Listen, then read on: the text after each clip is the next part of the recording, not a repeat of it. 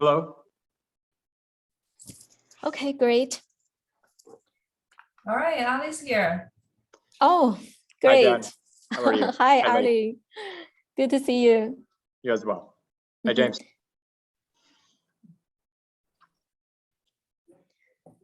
Okay, everyone. So I'll get started.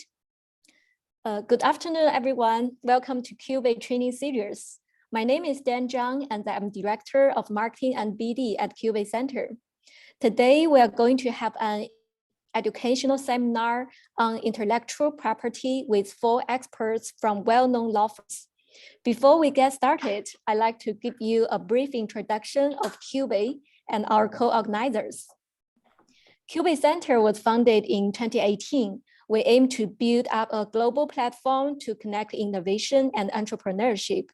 Over the next 2 years, after we purchased a commercial building in Silicon Valley, we reconstructed the building to support business innovation in the life science industry.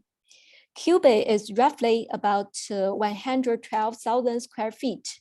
Inside, we have office suites, biomedical labs, co-working space, event center, and large sharing spaces. So far, we have attracted almost 40 companies to build up their business at Cubase.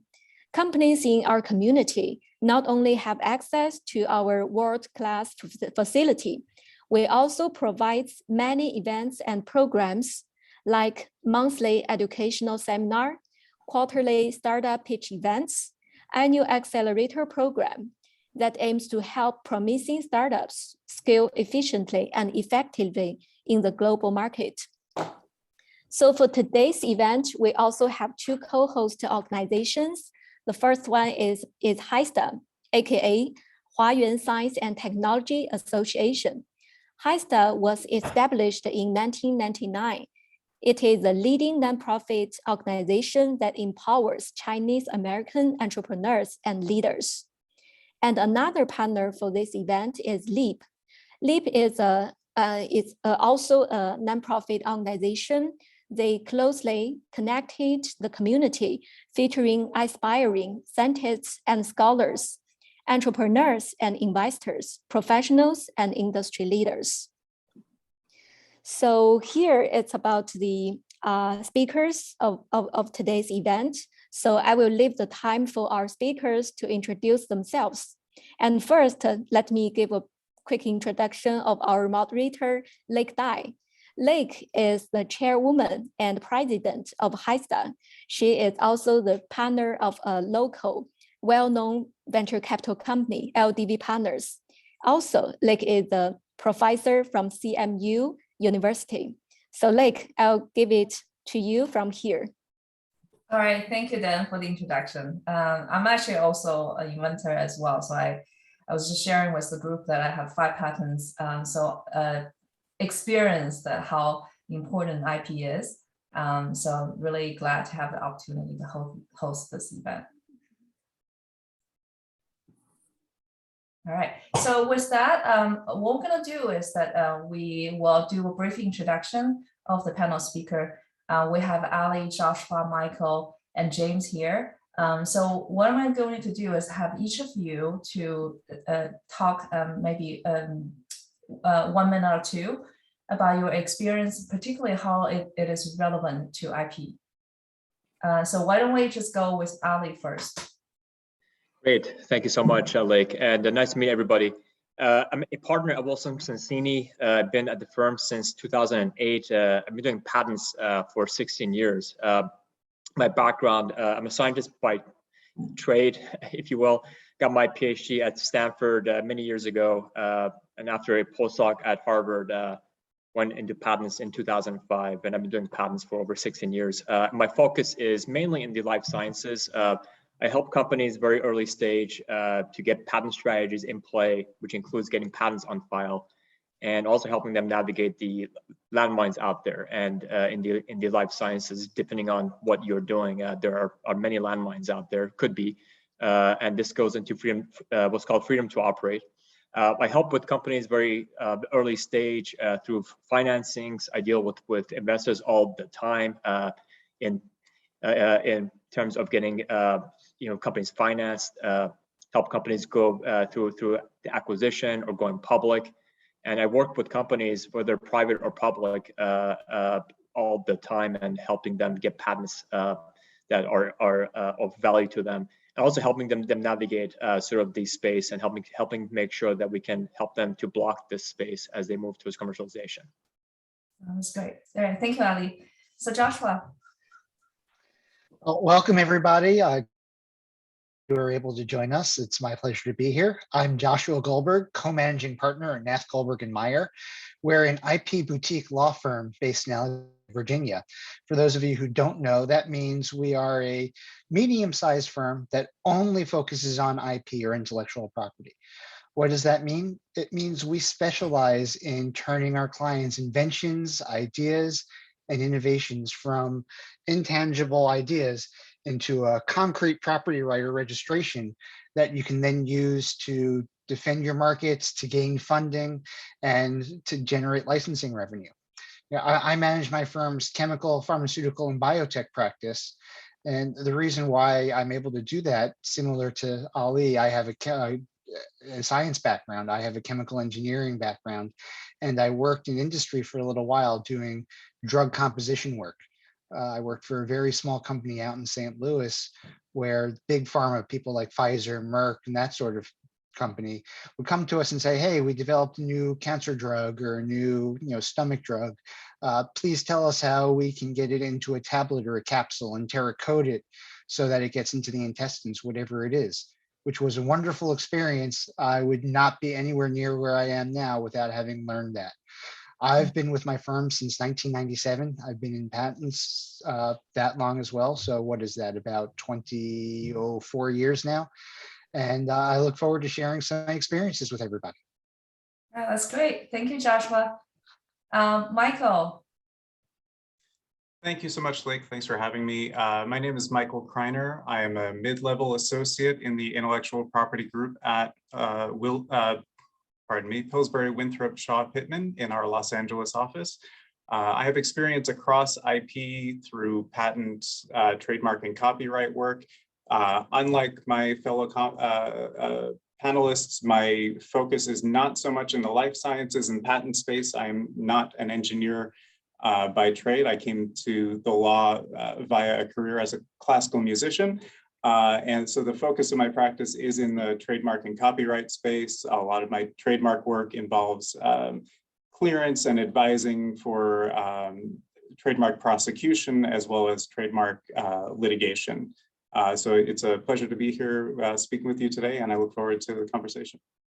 All right, thank you, Michael. Last but not least, James. Hi, I'm James Huey. I'm a corporate partner at Wilson Sonsini.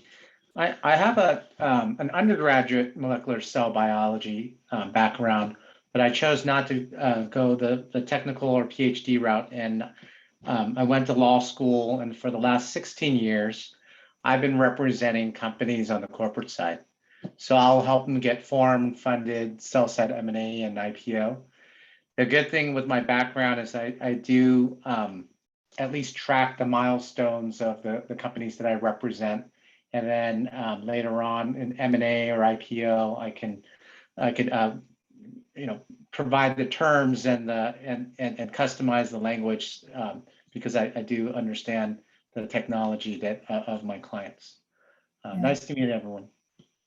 This is a tremendous, really, really knowledgeable panel. We have experts from large law firm. We have a specialized law firm in IP. We have a specialized law firm in copyright, and then we have corporate representatives, right? So that will give us our angles from a different aspect.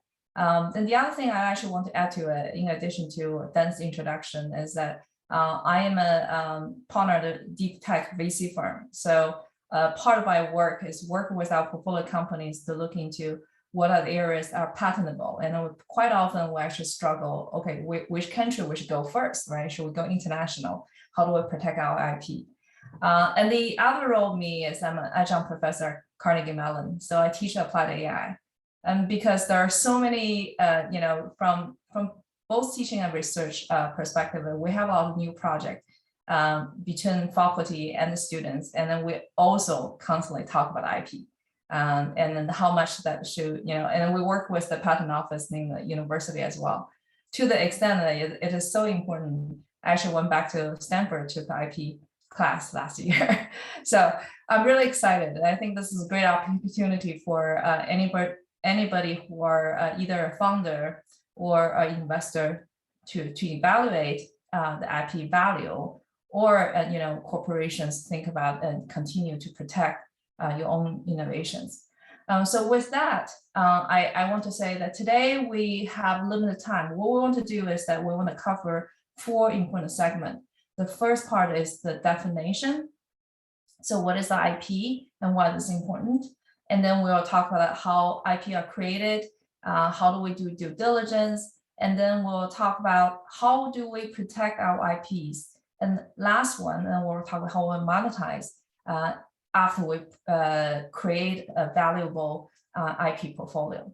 So with that, I'm going to start with the first 2 questions to Ali.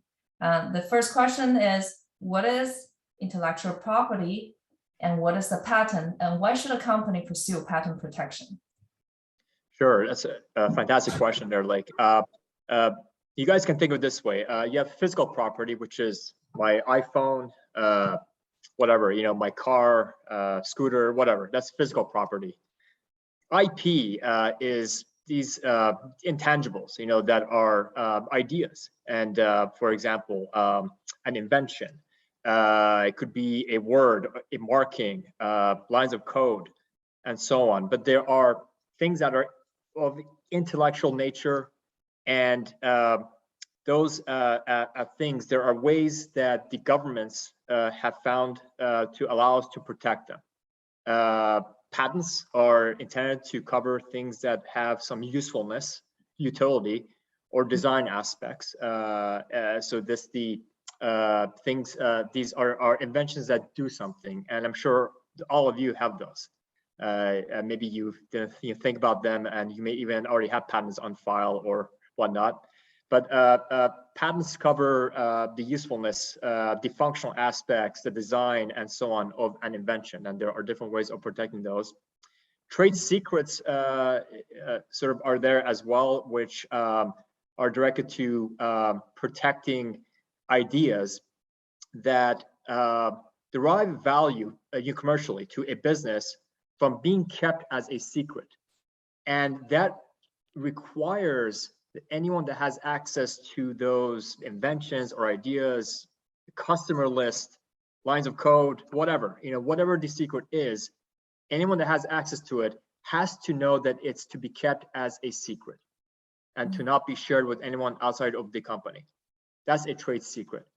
Then you have copyrights, which protect lines of code. All of us scientists and engineers, I'm sure at some point have had to code, and your lines of code are protected by way of copyright, which is the exact manner in which the lines of code are put down in your favorite compiler or whatnot. And then you have trademarks, which protect a company's name, for instance, Google and whatnot. Cubase itself may be protectable by way of a trademark, but it's the name itself or the look and feel of that name. The trade dress is another means to protect that. Those are the 4 types of ways of protecting IP here, and as well as other countries. Like patents are not just in the US, but they are also in other countries. Various countries in Europe, China, Japan, and so on do offer patent coverage, ways of protecting inventions through patents. And the important question is, why get patents? Who cares about patents? Why even bother about getting, hiring a patent lawyer like us here to help you protect that? And the answer is that you can certainly keep your ideas as a secret, but the downside of a secret is that once the invention is disclosed publicly, whether it's through whether it's through someone stealing it from you or someone else independently developing it, once it's made public, your trade secret evaporates. It goes away. It's gone. and you have no way really, unless it's someone stole it from you, and that can get very tricky. But if someone didn't steal it from you, but it happens to be the case that a competitor just came up with the same invention themselves and they published it, then you have no way of getting any sort of damages back. You know, you've lost that. Patents, on the other hand, are a very nice way, a very powerful way of preserving value in your ideas. With patents, when you file them and you get those patented by working with us or Joshua's firm or whoever, you know, picking a good lawyer to help you with that. Once you get a patent and someone is doing what the patent says, you can use that to stop them. Has to be done very carefully, but you know, you have that option. And so patents are a very nice, somewhat tangible way of preserving value for your companies. And in the life science space, patents are not just an option, they are a critical need. You must file patents if you can. Some inventions certainly lend themselves to being kept as a trade secret, like you may have a very specific algorithm for classifying samples as cancerous. Keep that as a trade secret because the algorithm may be too specific for a broad patent. But for if you're a therapeutics company, your favorite target molecule that you guys are planning to run through clinical trials, you must file a patent. Word must cannot be emphasized anymore. You have no option. You have to file a patent because your investors expect it, your future big pharma acquirers expect it, the public expects it. There's no other option. And you must do that to preserve value for your company as you go through financing to an M&A or an IPO. So it's a very big need for companies in the life science space.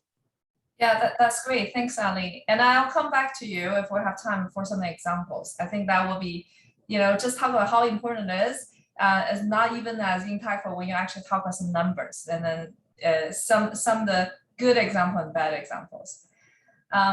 Okay, so with that, and I actually want to ask a few questions to Joshua. So now we know that it's very important to file patents, and then here come the questions of how, right? So how do you perform a patent due diligence review, and how do you build up, how do you even create a patent? And how do you build up a patent portfolio to increase our business value? Well, thank you very much for the questions in the introduction, Lake. A lot of this will come from what Ali started with. So number one, of course, you want to work with a patent attorney, whether it's myself, Ali, James, or someone from another firm. You want to work with an expert in the field who knows what they're doing. No different than when you're doing your science and your discovery, you want an expert in what you're doing to look at it. You want an expert in the patent process to help you as well. Now, when it comes to what to patent, how to build a portfolio, the way I look at it is anything new that you're doing is a potential patent or a potential patent application. It doesn't have to be groundbreaking. It doesn't have to be earth-shattering. It's anything that you're doing that's different. So what we like to do when we start working with a company or startup is we do what's called an IPMRI. We come in and we talk with people. You know, it used to be a lot easier when we were in person. Now it's all done by Zoom, which can be a little bit harder, especially when you're dealing with multiple people in the company, but it's still doable. And it's a matter of just asking everybody, what are you doing for the company? What are you working on? Are you working on manufacturing? Are you working on research and development? What are the things that you're doing? And we develop a punch list, a hit list of all the different things we're seeing that are potentially patentable. When we're done with this process, we come to the owner of the company, the CEO, the GC, whoever it is, and we say, look, we talked with everybody. We found these 10 different ideas that we think might merit filing a patent application. We know that you have room in your budget and time for all 10, maybe 3, maybe 7. Let's go through the process, see what they are, and pick the ones that make the most sense for you to try to protect right now. Some of them can be foundational technologies. Some of them are very specific, a new amino acid sequence or something like that. It doesn't have to be, again, everyone thinks about the the big technology, the big innovation that isn't limited in scope. And sometimes you do want that. But when you're building an IP portfolio, you do really want patents of varying scope. You want something that's really big and broad so that you cover everybody who might try to compete with you. And you also want something very narrow so that nobody can do exactly what you're doing. Well, I think that sounds like a good strategy, assuming that you have the budget to do it, right? Then the question I have, I'm going to extend this question, actually talk, particularly to James, because as a corporate legal team, right? And then you have to consider the budget. So let's say if you are consulting for your client or your internal client that they want to build out a portfolio, but like Joshua said, that you can build a really broad, large, and also very specific patents in a whole family. But let's say if you have a budget, then what are you going to do? Yeah, so that's where on the financing side, I'll work closely with the patent attorney because and the company, because the company and the patent attorney will scope out a budget that they're not going to do the full patent portfolio at the outset, but instead I've seen it where they'll build the patent portfolio over time. So initially, maybe they'll file a provisional or an initial patent, and then as the company raises more money according to the budget, then the patent strategy and patent portfolio is built out. So oftentimes we'll work there. But the reason why I thought I'd join the conversation is that oftentimes I'll have companies or CEOs that might be only thinking about things in like a tech perspective. And they say, oh, I'm going to go out and talk to some investors and do some pitch competitions, and they might disclose their secret sauce or their targets or things that are patentable. And then that's where I put my head in my hand and say, oh no, you should have talked to patent colleague. This is not an enterprise software company. This is not even a medical device company. This is a biotech company that you really need to talk with some of the Ali, Joshua, others and Michael before you go and disclose your unpatented technology. So that's why sometimes it comes to my desk, and so it's important that really the first stop is the patent. All right, so Ali, so when James approached you, assuming in this example, James approached you with some ideas, then what's your strategy of helping him to creating this portfolio of patents? Yeah, and I thought Joshua put it very nicely. It's basically at the heart of it is there something new here? And let's forget about obviousness, guys. Forget about it. Just worry about, is there a difference? Are you doing something new? And most, if not all of you, probably do have something new. That's why you're here. There's something there that's special. Let's talk about what's special there. Let's get the full details of what makes you special. What are you pitching to investors to get financing? What is your go-to-market strategy? That special sauce is what we want to better understand, to take it apart down to the atomic scale, to understand every bit and detail about it, at how everything works at the molecular level, the biochemistry, everything. We're all scientists here, so we can go down to that level with you. We're not just your standard lawyers here. We are all scientists. We can understand that, and we do want to understand that. We need to understand it. We need to be you, because we are representing you at the patent offices, and we need to be able to get you patents that cover what you are planning to do commercially. And so the first step is, let's talk about your ideas. And once we've talked about those ideas, then as Joshua pointed out, we'll find a way to structure ways to get you broad coverage, mid-scope, mid-scope coverage, and so on, to help you own your space. Yeah. So I think we talk about how IPs are created, and then I think we should actually talk now. I want to give Michael an opportunity specifically talk about copyright. So Michael, So what are, I mean, Ali touched on this already at the beginning, is that there's a difference between, trademarks and then from other patents. And then can you actually expand a little more? And particularly, can you talk about how companies can protect their own brands from the very start? Yeah, absolutely. Thank you. So I guess we'll start with what a trademark is, and then we can talk about some of the differences between a trademark and a patent.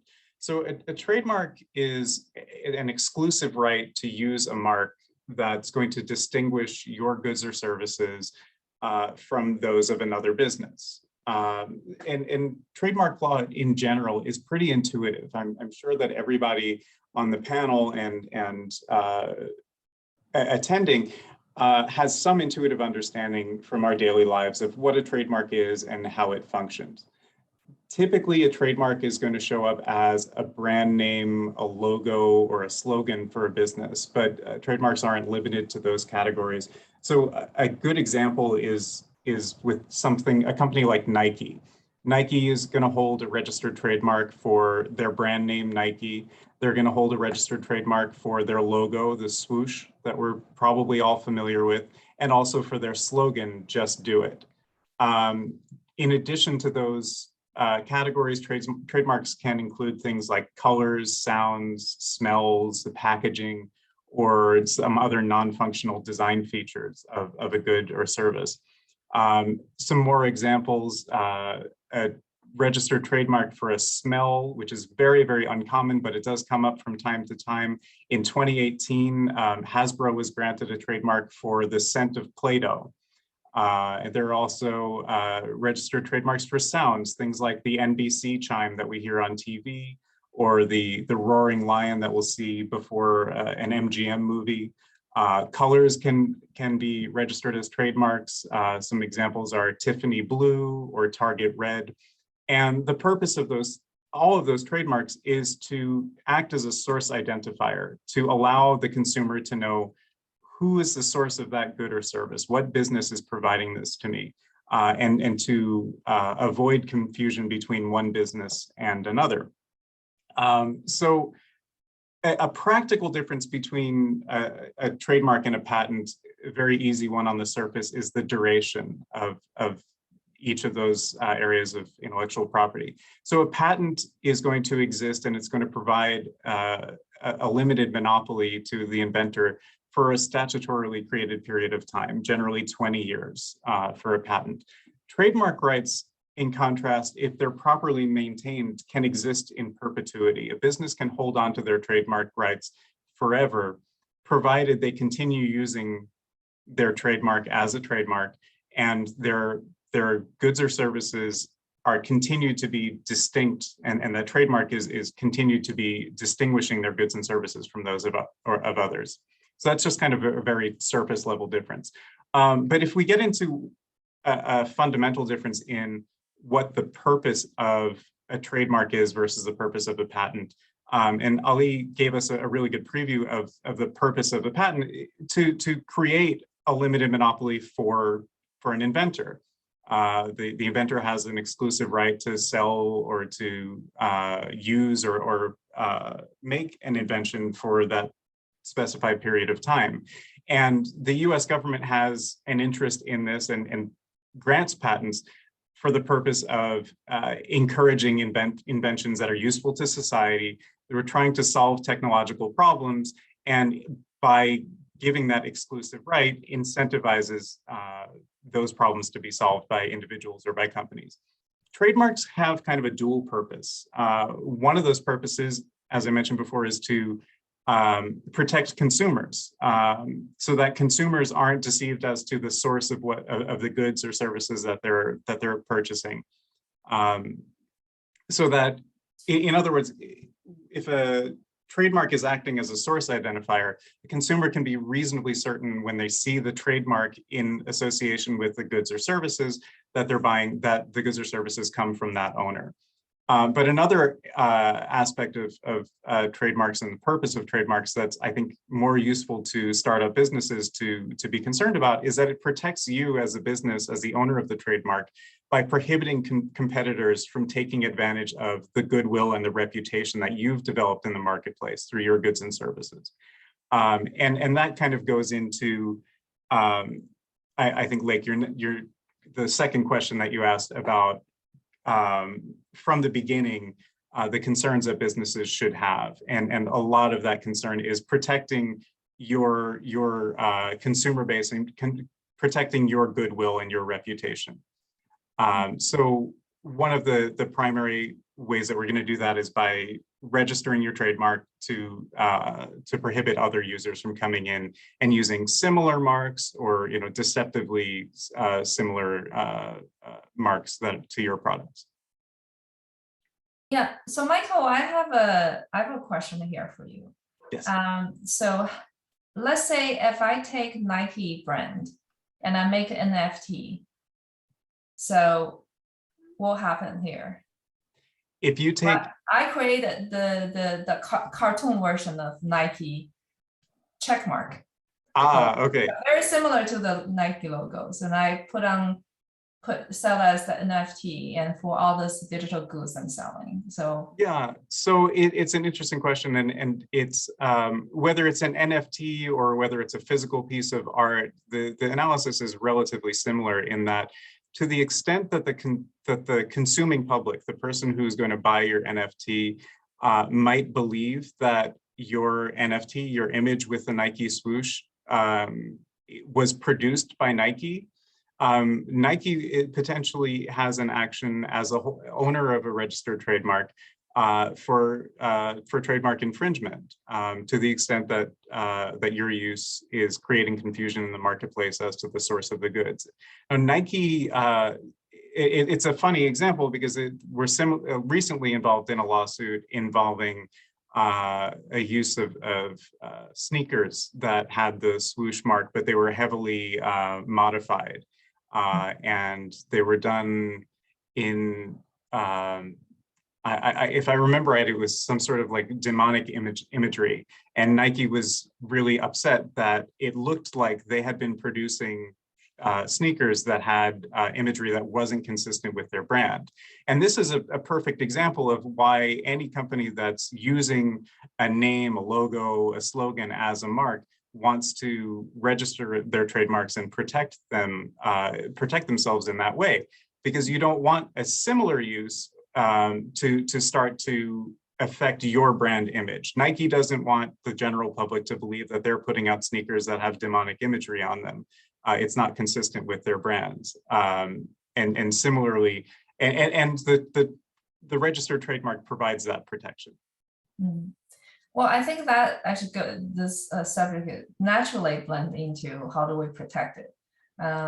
So years ago, I took class, business law class, and then the one thing I remember still today is that you can have the strongest case, but if you don't have money to defend it, you're gonna lose the case. So that is the question. I think probably among many founders that have this question is that, well, I can spend the money, I can file, I can build up a really nice portfolio for patents, but if something happens, let's say very large industry leader are doing something similar, how do I protect my own patent? Should I just start a litigation? What can I do with the limited, resources? So I want to start this question, maybe go with Joshua first, and then Ali and James, and then Michael.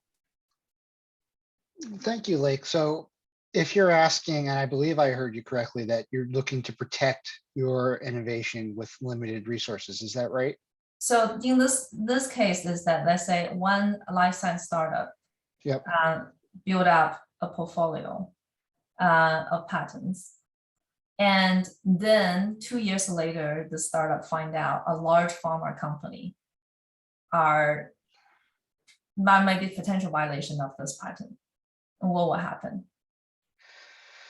Well, that's a great question. And a lot of it, comes down to what the legal answer is, and then what the real world answer is, which often they're the same, but they're not always the same.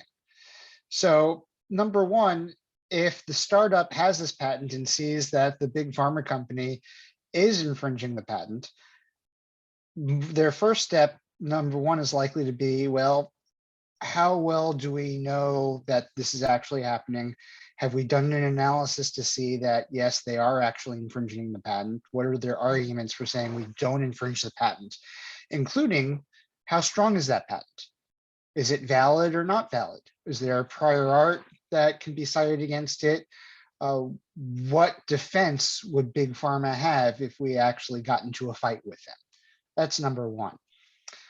Once you do that analysis and you do that due diligence to see where you are, the next step usually is to contact Big Pharma or whoever it is that would be infringing in a very polite way to say essentially, hey, we have this patent.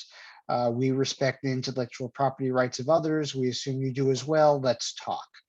The difficulty is you don't necessarily want to be very aggressive, because if you do, you now can give Big Pharma the go ahead to file suit against you first, because they are basically fearing that you're going to sue them, so they could go to court first to seek a declaratory judgment action that your patent is invalid or is not infringed. You don't want that. You don't want to go to court if you can avoid it. You don't want the other side picking the court to go to if you can avoid it. What you're really trying to do is probably one of two things. Either make the Big Pharma stop, or I should say three things: make Big Pharma stop, make Big Pharma fund you to be a partner with you, or number three, make Big Pharma buy you out. Now, you're the small little startup. How can you do that realistically? Number one, well, you do have these patent rights and there's probably some value to them. And let's face it, Big Pharma these days treat startups, smaller companies as their R&D divisions. They don't do as much R&D as they used to. They get a lot of their new developments from startups that have these new technologies.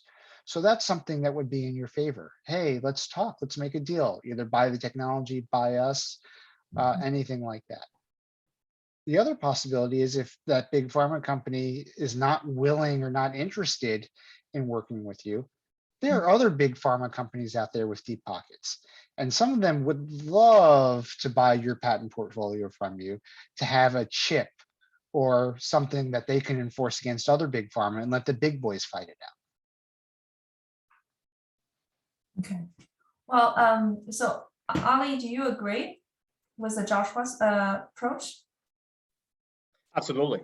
Yeah, there is, and I really like the way that Joshua put it. There is a theoretical legal way of looking at this, maybe somewhat law school way of looking at it, but none of us here, we've all been out of law school for many years, and the practical way of looking at this is that when you have a patent and that patent covers what you do, whether you assert that patent in litigation or not really depends on where you are as a company and how the other company is impacting your bottom line. And for most, if not all startups, and like you would appreciate this as an investor, no one wants to get into a lawsuit. No one wants to get into litigation. That's an absolute last resort. And I've had companies go through this and many times, and usually when companies hit each other with their patents is when there is a significant amount of revenue, such that they can afford lawyers like us, to deal with all the court actions and so on. Like Google and Uber. What's that? Like Google and Uber. Oh yes, yeah, exactly. And Samsung and Apple. Right, and you raise a good point. In tech, generally, and there are some exceptions like Apple, Samsung, and so on, but generally these big companies don't really sue each other. Whereas in the life sciences, it's a different story. The big companies do sue each other. Like Illumina does and has and actually has sued BGI for infringement, right, of its patents, and so on. And actually the outcome was just last week, and BGI actually has done quite well. So, but in the life science space, companies do sue each other, but such companies are usually at a point where they have a significant amount of revenue at play. For startups, though, we're not talking about suing anybody. For startups, we're talking about preserving value, preserving options. And what that means is that we want to get patents that cover us, our companies, and get patents that hopefully cover the big guys too. And really the pitch is, we're not going to go and sue these big guys. That's absolutely out of the question.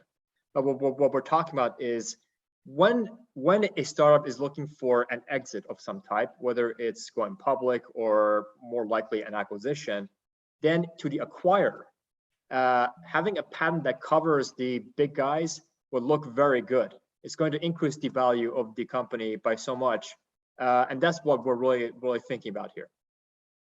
Got it. And James, in your experience, you see the similar approach as well. Yeah, I echo Joshua and Ali's sentiments, but I think to add a layer on top, it's about timing too, right? So you might not approach a strategic before the company is well financed, or there's a venture capitalist or another strategic investment that backs the company, so that if there needs to be some type of lawsuit or needs to be some type of claim, you have the company has the funding to take that route. Other times I've seen sometimes the board and IP council really strategize and not share their findings and their strategy until much later when the company is further along. But in board meetings, you'll see that they might show some slides, but not circulate the IP strategy. Or other times when doing diligence in a financing or transaction, the IP strategy might and potential infringement might be communicated amongst the business parties and the IP attorneys, but not be put on a disclosure schedule or be put in writing. So a lot of times that strategy or approaching the strategics or big pharma might come later, as opposed to earlier in the life cycle of a company.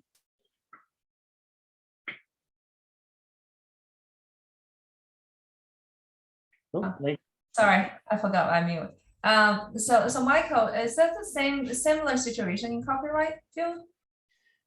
In trademark, it's somewhat similar in that in what Josh began with, in that when you find a potentially infringing use, you're going to start by reaching out, most likely politely in most circumstances, to ask the other user to stop, to inform them of your use, of your registration, and that they're potentially infringing on your trademark. Most situations do resolve informally, but there is frequently the need to escalate to litigation. And one of the concerns that you have in the trademark space, and this goes back to something mentioned earlier about the duration of your trademark versus the duration of your patent. The duration of your trademark, like I said, can be it can be in perpetuity, but you do have to enforce your mark in order to continue holding those rights. So, for example, to the extent that a trademark is predicated on your use, you have to continue using it. The trademark is also predicated on the fact that your mark distinguishes your product or service from others in the marketplace. When other companies start using, or other businesses or individuals start using similar marks or using your mark, then it becomes more difficult for consumers to distinguish your goods and services from theirs. If you allow that to continue without enforcing your rights, without sending cease and desist letters, without potentially initiating litigation to stop another party's use of your mark, that can significantly weaken your rights in your trademark over time. And it can happen to the extent that you would lose protection altogether. So does that make sense to have the trademark portfolio to be reviewed from time to time? Yes, it's very common for many of our clients that we will monitor the use in the general public of your mark and similar marks. Sometimes that's through a third-party vendor that sends reports anytime there's a potentially conflicting application at the US Patent and Trademark Office, but they're also sending reports about common law uses around the country and domain name uses on the internet. So if there might be a new URL that pops up somewhere that's similar to your business name, your slogan, we'll get reports and frequently make decisions about how to move forward, how to contact those junior users from there. Yeah. But for other businesses, we might do something as simple as, a targeted geographical search about, with your mark or in your business space, just to see if there are any new users in your space from time to time. That sounds like an AI startup idea. To scan the whole internet to see what's considered similar. Okay. I recall Ali mentioned a term called freedom to operate. Right? Can you expand on this? So what is freedom to operate and why is it important? Sure. Maybe just taking a quick step back. When a company gets a patent around its invention, that doesn't mean that the company can practice what that invention is. This is sometimes not fully appreciated. I've had companies tell me, well, I got a patent around my invention. I should be able to do what that invention is, and that's not correct. And the reason is, perhaps by way of an example, imagine if your invention is a pencil plus an eraser. That's your invention, and you work with Joshua to patent that. You get a patent that says pencil plus the eraser. But there may be someone else out there may have a patent that covers the pencil. And that patent that covers the pencil might block you wanting to sell a pencil plus an eraser. And so that's where we get into this concept of freedom to operate, which is asking the question, apart from us getting your patents to cover what someone else might want to do to copy you, we want to prevent someone from you copying you. But if you want to do what your invention is, what your technology is, are there patents of others out there that might stop you from doing that? And that's what this study is we carefully think about how to structure searches to identify these patents. We very carefully review them to make sure that they don't cover you. And if they do cover you, we think of reasons why potentially they may be not valid, that they may be invalid or help you work around them. So it's actually a very complicated exercise. And I often tell my companies, don't look, because when you look like, when your companies look, and they may not be patent experts, when they look, they may not fully appreciate whether they're dealing with a landmine or not. And so and every company in the life sciences should be asking this question at some point. And then we can help them find a strategy to look for these landmines and how to de-risk those. It sounds like not only complicated, but also a little bit, I would say, you should be very, very careful because I recall I had a similar conversation with my previous patent lawyer, and then he was saying that, well, if you have conduct tremendous amount of patent search, you read everyone's invention out there, and how do you prove that your idea is not coming from them or is original? I don't know that all of you agree that the statement, but I think that is a question, interesting question, and we'd love to hear your thoughts on that. The big risk is really with companies who may not be patent experts looking is, look, patents are not written for engineers and scientists. Patents are written for the courts.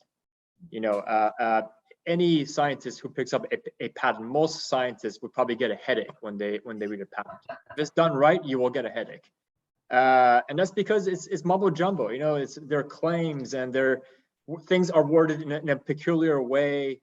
That's intentional. That's by design that we do things the way that we do.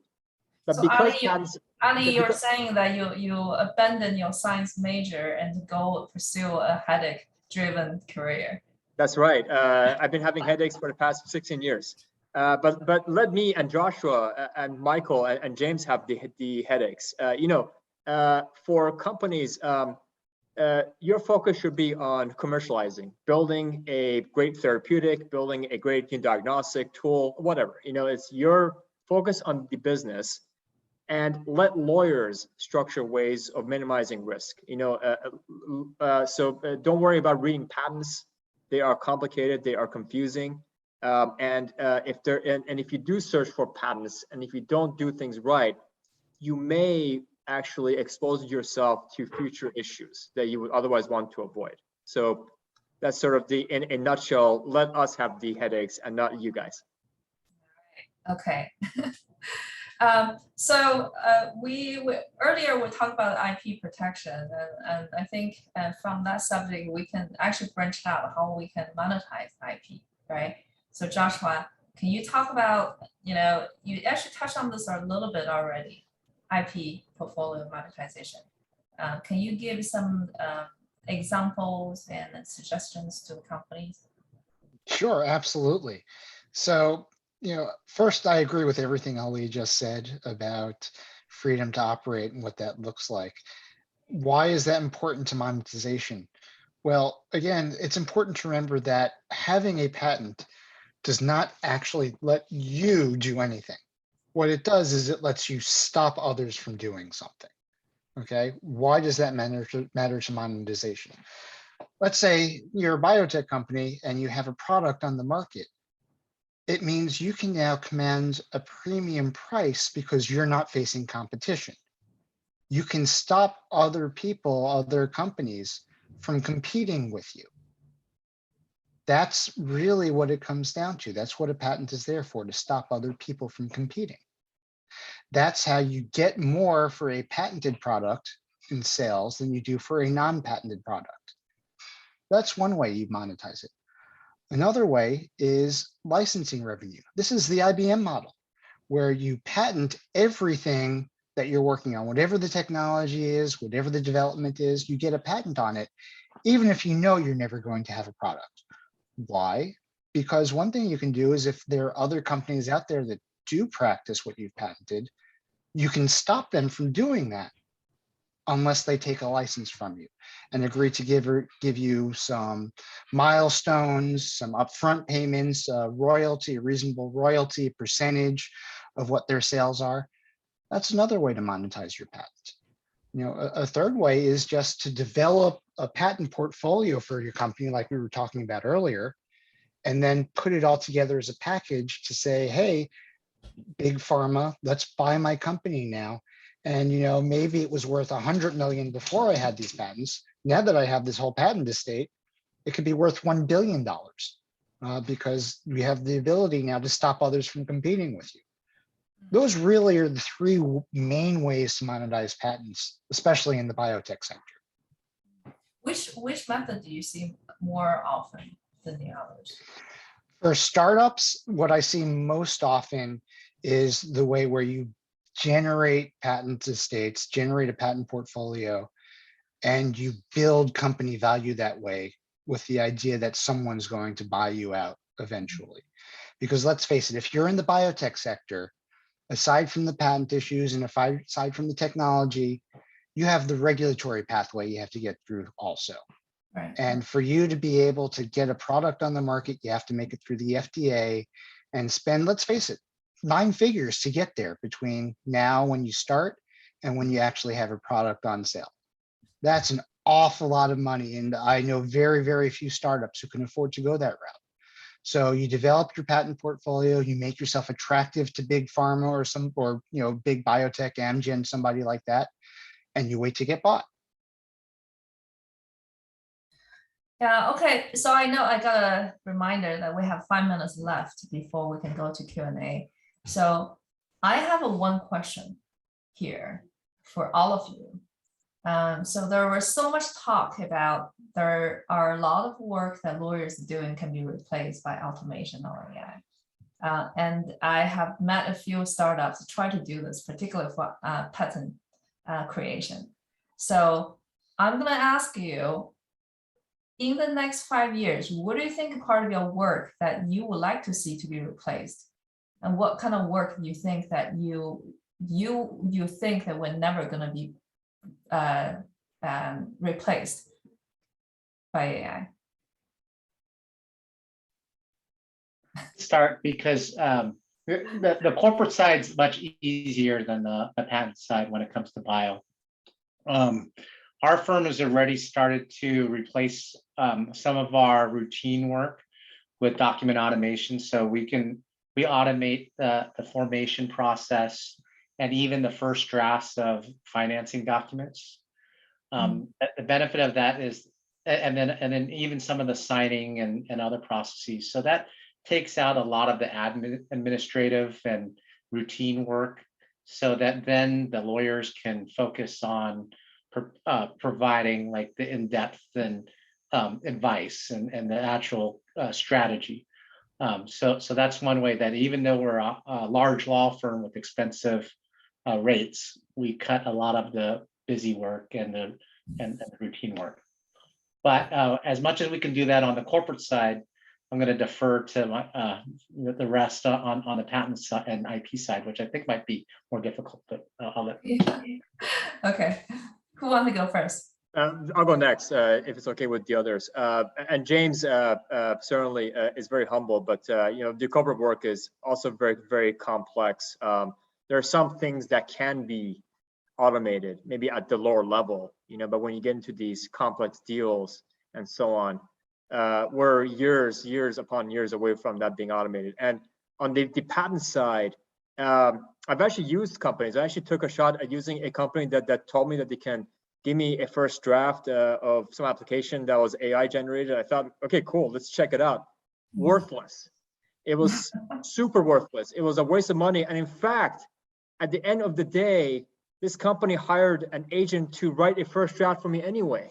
And Josh is agreeing with me. The reason, guys, this is that with patents, there's an art to drafting patents. It's art. There's a way that we draft claims that's carefully structured to look thick and narrow, but it's at the same time broad and aggressive, and it's clear of the prior art. It's novel, and it meets all these statute hurdles that can't be trained within our lifetimes. And I'm not just saying that because I'm trying to preserve my career.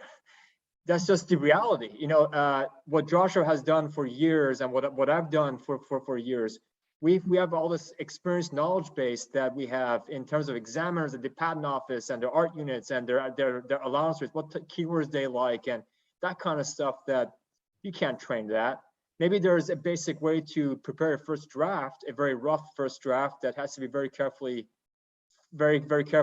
then used as a starting point. But in terms of automating patent drafting and getting patents, if you guys are working with a company that says that they can do that, please take a very careful second look, because you ultimately might regret using this when it comes time to actually get financing or getting acquired.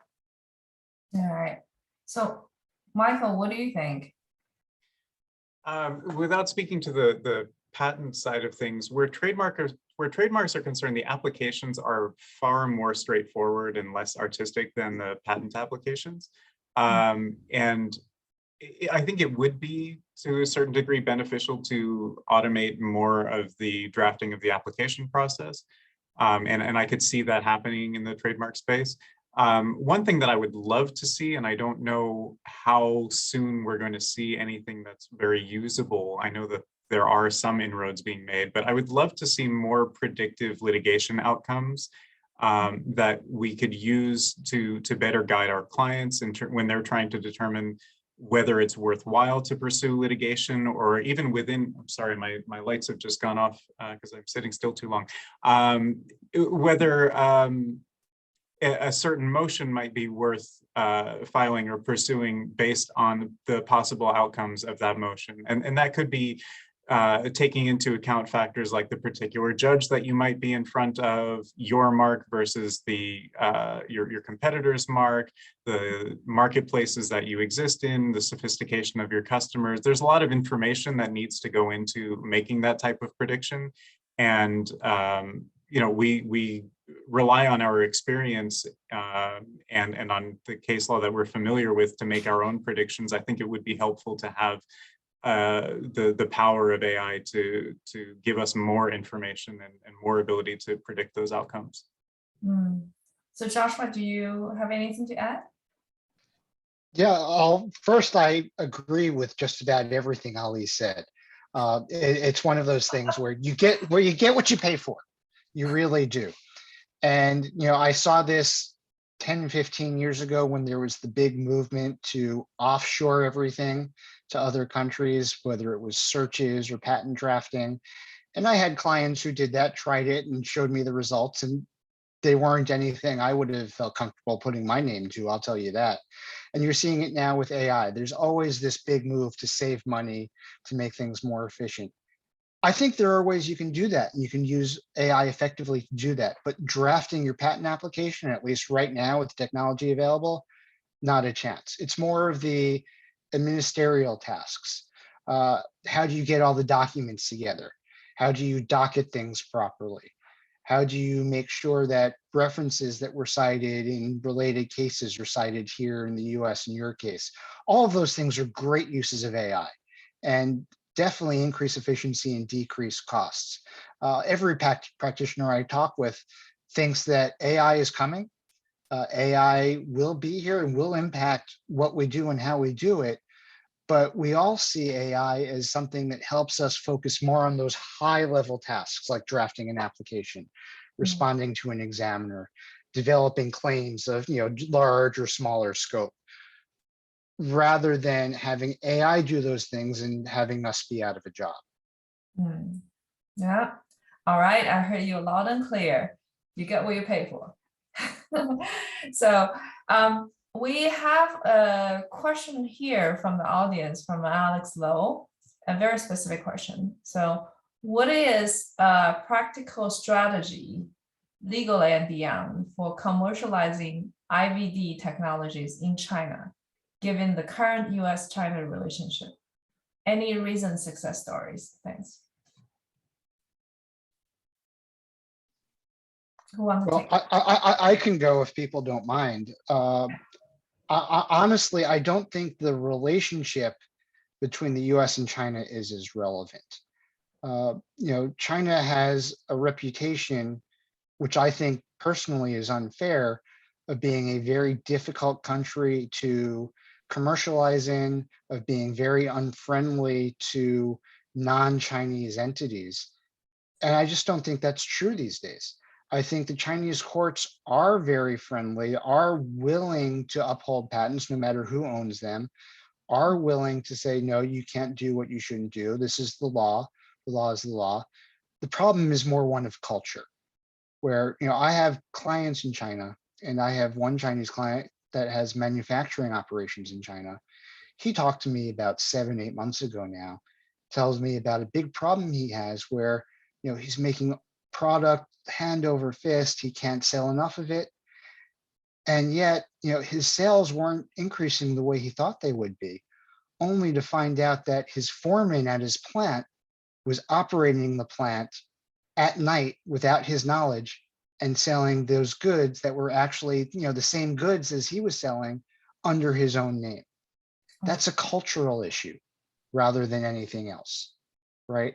I think that's where the real problem is in China, the culture, and it's going to take some time to change that culture and that mentality. But I personally think China's a great market. I think they do respect intellectual property. You can see that by how much money the government is investing in IP, how many patents are filed for every year, how many trademarks are filed for every year in China. I just think it's going to take some time.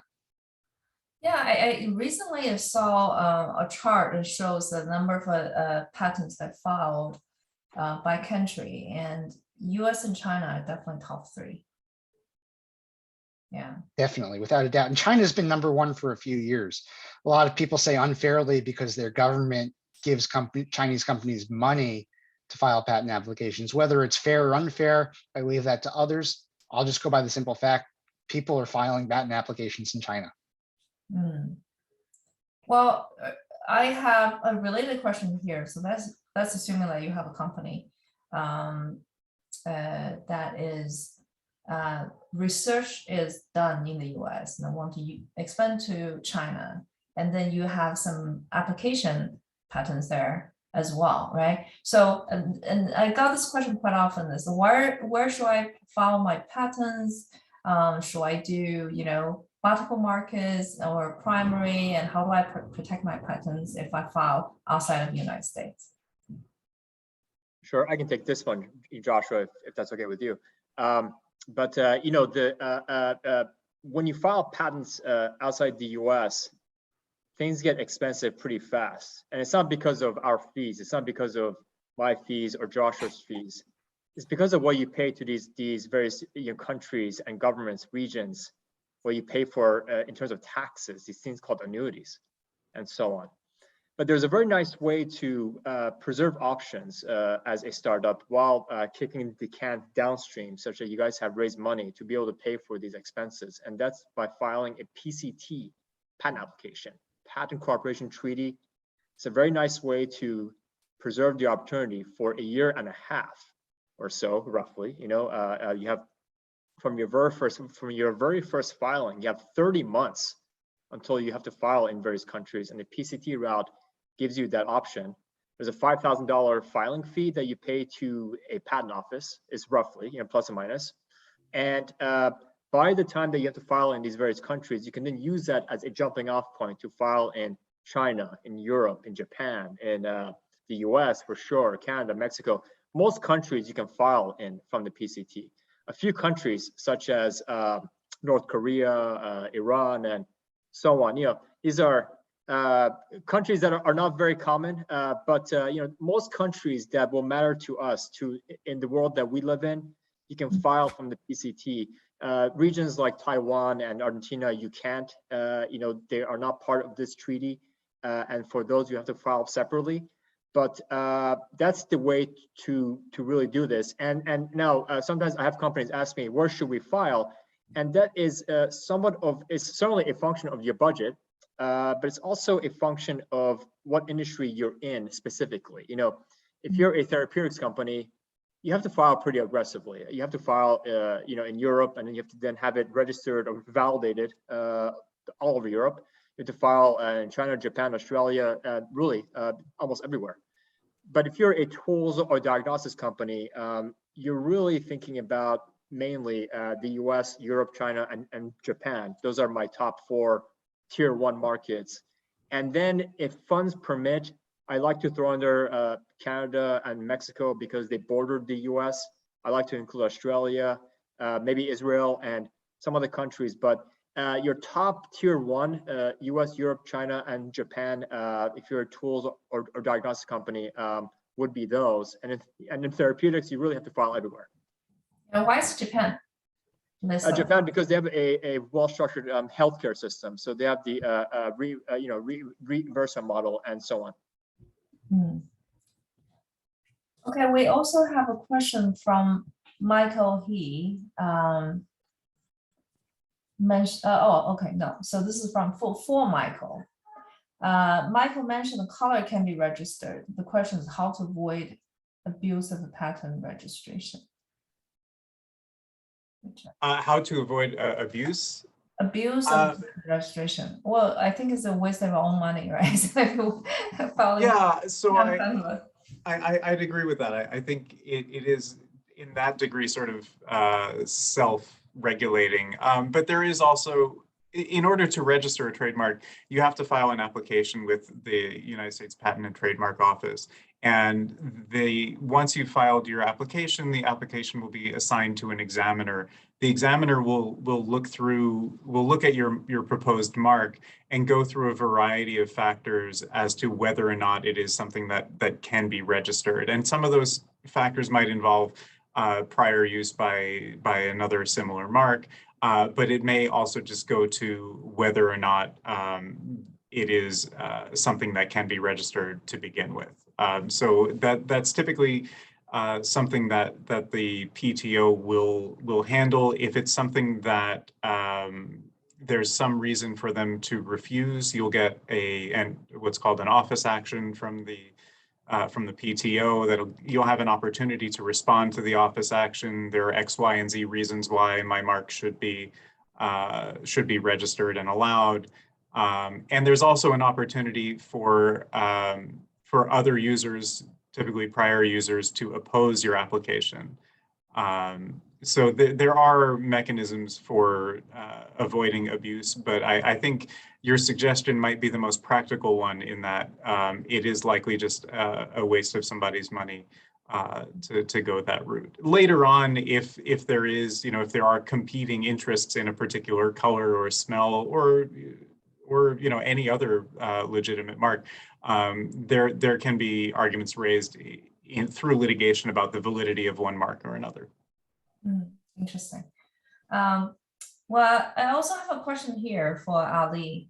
For small molecules and antibodies, it is clear, but how to protect biological targets? Mostly it is ambiguous. What is the best way to do it? So that's a great question, and you're really thinking about for a therapeutics company. What really matters is having the data to show sort of efficacy and whatnot, and sort of that it does work for its intended target indication, and preferably we're thinking about actual in vivo data versus in vitro. So once you envision having data within 1 year or less, then is the right time to get a patent application on file. In the US, you can use the provisional route to get that on file, and then you can update it with the data when it's available. But you would then structure these things called claims to cover whether it's a small molecule or an antibody that has specificity for a particular target region of the genome, for example, or if it's a CRISPR-Cas play, whatever the therapeutic is, you can then structure claims to cover that from various angles, from composition of matter angles and also method of use angles. Another question from Helen Ma. Can you comment on the differences by IP strategies for technologies from universities versus from companies? Well, I work with a lot of companies as well as a lot of universities, and there are going to be a lot of similarities between what they're doing, but there are going to be a lot of differences also. So companies, for the most part, are going to be much more focused, right? They're going to have one or more products that they're looking to develop, and their IP is going to be focused on how do we protect those products. For universities, you have a lot of different considerations. You have your researchers who want to publish, and you don't necessarily have anything that's commercial unless you have a startup coming out of the university or spin-off, something like that. A lot of universities will, one, try to patent things that they think they can sell, because of course the university is never going to make anything on their own. So they're not really going to be focused on what can we commercialize, but what does the market want? What do other people want to commercialize, and how do we give that to them? And then sometimes if you have a key researcher or the big name on campus, you'll give them whatever they want, because quite frankly, you want to keep them happy. Even if it involves patenting something that has no commercial value that you can't monetize, if that's what it takes to keep that researcher happy and at the university, you're going to do it. A lot of it comes down to how strong is the tech transfer office, the TTO at the university. Do they have their act together or do they not? Because some of the universities I work with, they have a really strong tech transfer office and they're very tight and focused on what they want to protect. Others, they either don't have a tech transfer office, they have somebody junior there, and that's more like the Wild West. Anything that comes across their desk, they're probably going to say, okay, this is fine. What are the strongest university that you've been working with on this? Well, I mean, if you look, there are a lot of different ways to measure it, either by number of patents, by revenue derived from patents, by number of filings. So there's no one list that says this is the strongest patent. But if you look at who generates the most revenue from the patent portfolio, you have places like Stanford University, Northwestern University, here on the East Coast, because I'm in East Coast, MIT, places like that. And they're not all in the US either. You have a lot of universities overseas. Think Oxford in the UK. You have some universities, quite frankly, in the Middle East. King Fahd University of Petroleum and Mining is always one of the top filers as far as actual numbers of filing out there. So there are a lot of different ways of looking at it. Not one size fits all. A lot, do you go to the US News rankings? Do you go to other rankings? And then also, what's the purpose of the university? Is it a pure research institution where they want to protect the research? Are they interested in the numbers for reputation? Do they want to develop revenue for the university? Not every university does it the same way. That's a really good tips. Let's say if there's a company, let's say want to collaborate with the university, and then I think that's the homework needs to be done, right? Just looking to technology transfer office and how knowledgeable they are, how they work with other companies, and before you get involved too deep. Okay, so I have another question here for James. Interesting. So as we know, the most valuable skill is in the brain, and employees keep changing jobs. As a company owner or founder, how to protect IP from talent, basic talent taking your knowledge to some other companies. Yeah. So, and this is on the corporate side. Whenever a company onboards an employee or a consultant, they should be signing a PIA, or a confidentiality invention assignment agreement. And these provisions, these are standard provisions that are integrated into every at-will employment agreement and consulting agreement. It should be, at least. So now anything that is developed or is disclosed, or the employee or consultant comes across during the course of their time at the company, is number one, owned by the company, and number two, protected in purposes of confidentiality. So now when this employee does change jobs, they're still bound by the confidentiality provisions in these particular agreements. One thing to note, that in California, non-competes are unenforceable. So that's in maybe other jurisdictions that might block particular people from practicing the same technology or area in with competitors, but at least in California, those non-competes are unenforceable in California. Is there expiration on those terms? That, for example, the employee start a competing company, let's say after 3 years, law have changed in 3 years, right? So is there a reasonable amount of time that you put on that non-compete confidentiality? Yeah, so non-competes, I outside of California, I might see sometimes 6 or 12 months, but a lot of times that those get negotiated out. And then for confidentiality, they usually last in perpetuity. That that might be different than a non-disclosure agreement. Some non-disclosure agreements might have 1 or 2 year terms, but for employment agreements and confidentiality agreements, that confidentiality may run for the course of the statute of limitations. And that's because you wouldn't want an employee to be exposed or contribute to something that's confidential and then take that confidential information and start their own company or bring it to a competitor. Okay, so I think this is actually, we're looking to from the other side of the table, right? So looking from a founder perspective, how do you want to protect your confidential information and inventions. But in the meantime, and if you are an employee currently thinking about starting your company, then the recommendations, make sure you read your employment agreement carefully to understand what you're doing. Right? Yeah. James? Another thing to do is to sometimes have a break from maybe if somebody's employed at their current employer, to resign and have a break from when you're employed with that company, spend a few weeks off, and obviously don't bring any confidential information or don't download any trade secrets. And Don't use your company property. That's right. Time, Yeah, don't take computer. screenshots or things like that. Yeah. And then you start your new company a few weeks later after you've taken a break, and then then at least there's like a clean break for purposes of IP.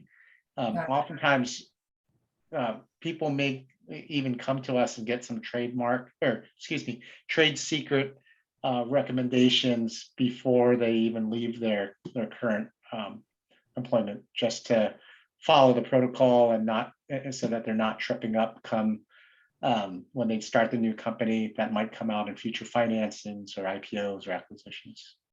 Well, here comes the question for trade secret. This is a question for Ali. So can you give a failure example of trade secrets? Yeah, I'm sure everyone has heard of the mess with this one engineer who left Waymo for Uber.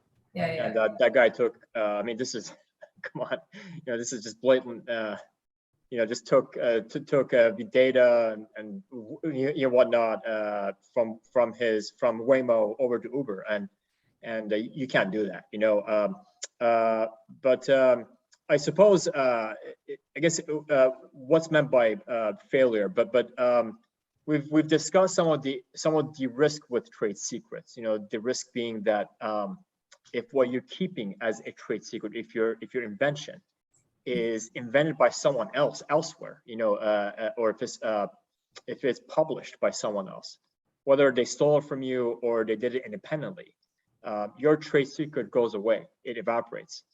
And then you would have to go and if they stole it from you, you would have to go and sue them for what's called damages, for whatever the value of the trade secret was and how that impacted your company and so on. It gets very messy. So that's the risk, is if all you're doing is keeping your inventions as a trade secret, be aware that someone could independently come up with it. It might be reverse engineered. If you sell a product out there, it might be reverse engineered and so on. But apart from that, and this is kind of touching on what James mentioned about sort of having PIIA signed, we want to make sure that your inventions can't be readily moved from one company to another. They can't be leaked. So if you are keeping your certain aspects of your inventions as a trade secret, you want to make sure that anyone that has access to it is under the obligations of confidentiality, to keep that as a trade secret. Right. Well, I can't believe we already talked for 1.5 hours at this point. So it's coming to the end of this webinar, and I just want to ask each of you to give one piece of advice in one sentence. Can you do that?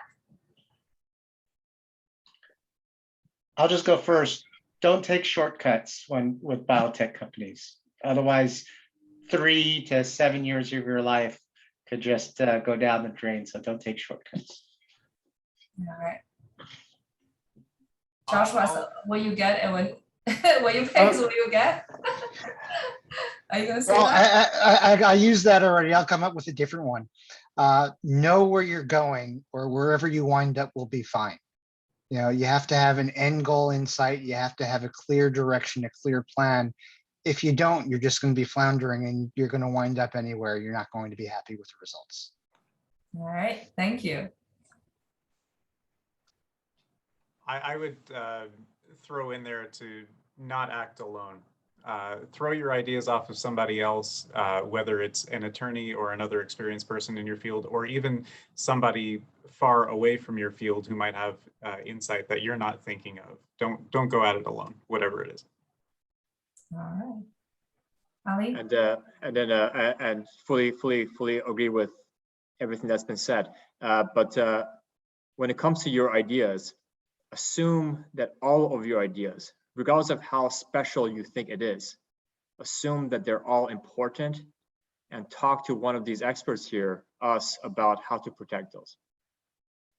All right, great. I think you guys are all very good at coming up with one sentence. With that, thank you everyone. So thank you, Michael, Ali, James, and Joshua for your precious time. And I want to also thank Cubase to give this opportunity for us to talk about a subject that's everyone can relate it to. So with that, I'm giving back to the mic to Dan. Okay, thank you everyone. Thank you, Lake, for the moderating of this event today. And I appreciate everyone's support to our training series. And I hope we can bring more informational events in the future for everyone. Okay, thank you, and look forward to see you next time. Thank you. Thanks, all. everyone. Bye, thank you. Thank you very Bye-bye. much, everybody. Right. Bye, everyone.